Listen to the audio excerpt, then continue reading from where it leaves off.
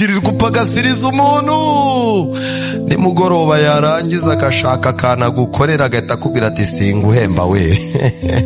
Ubu umukozi aricara akagukorera amezi 2 3 ukamubwira uti amafaranga jya uyakomeza nzayaguhera rimwe ugiye nko gukora ubukwe. Umwana w'umukobwa agakora akazi k'iwawe, warangira ukazaza umutega teremusi ishaje ikamumenekeraho.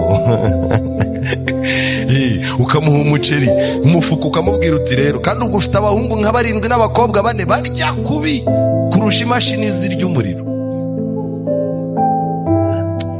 Waragize ukamubwira uti ukwezi uyu muceri umara ukwezi, nyuma y'icyumweru akaguhamagara ati nyamara byashize ushyiremo ayawe. Nakubwiye ngo iki, njyewe ntabwo nita kugupfusha ubusa kwawe.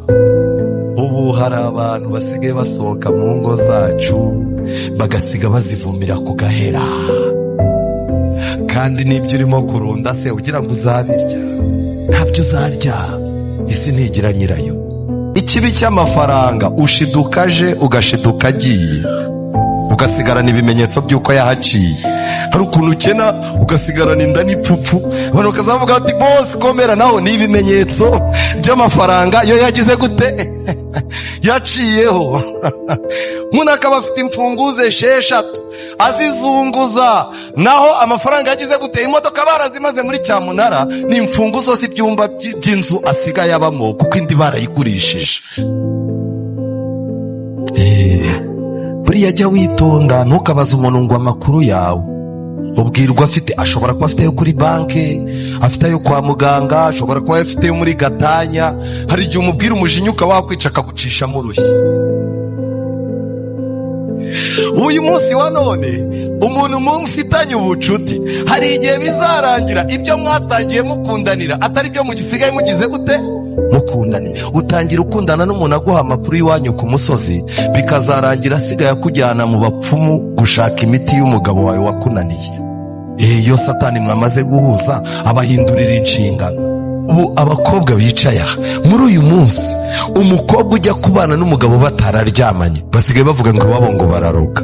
Ubu rero abakobwa bari fiyeri kuba barasambanye bataragera hehe mu ngo. Aba rwose afite confidence, kumva barimo baraganira, wowe uryamanye n'abangahe? Nge ni 6 sha. Undi arangiza ati nge ndi umunyamugi we 24, kandi ukabona nta kintu bibabwiye.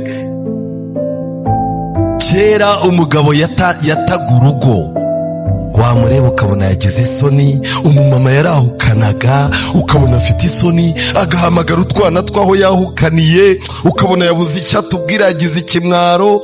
None umuntu asigaye ava mu rugo iwe ukabona yakoze mu mifuko rwose, akajya muri resitora kaka inkoko abizi ko abana n'imboga z'ibyatsi nazigize gute. Ariko reka ngire ikintu mbabwira, Imana byarayiyobeye. Ni gute abantu bakora amahano nk'aya, wareba mu maso ukabona nta n'akantu k'isoni na mbaba afite. Umuntu akaza gupfukama, afite ikibazo cy'umutima wamunaniye, agira umutima mubi n'umushiha, arakundana n'umuntu bigapfa mu mezi 3, yarangiza ngo bamurogeye urushako rwaye ko ari amagambo n'amatiku yawe. Jewe iyo nguhamagaye kuri telefone uba ugomba guhita unyitaba. Nje nanga umuntu ufunze mu mutwe, urimo uratuka umuntu ukimurambagiza hari nk'aho mutanze. Kandi ubu ngubu ngewe byanapfa, ngewe iwacu nta mikino tujya tugira. Umukobwa nawe ugasanga nawe ateye nk'uko uteye, nibishake bipfe. Nibwo muzabaza abantu ku rusengero uti bya bintu byanyu bigeze ngo Satani yabyivanzemo, yabaye umushiha wayo. Amafaranga wohereje kuri telefone byibuze uvugira nabi.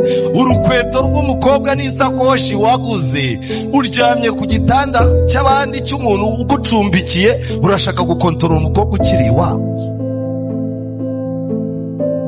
Twarangiza ukaza gusenga ngo buri munsi ngo bahasa bagenda. Hari igihe ijuru tureba rikabona turabasazi.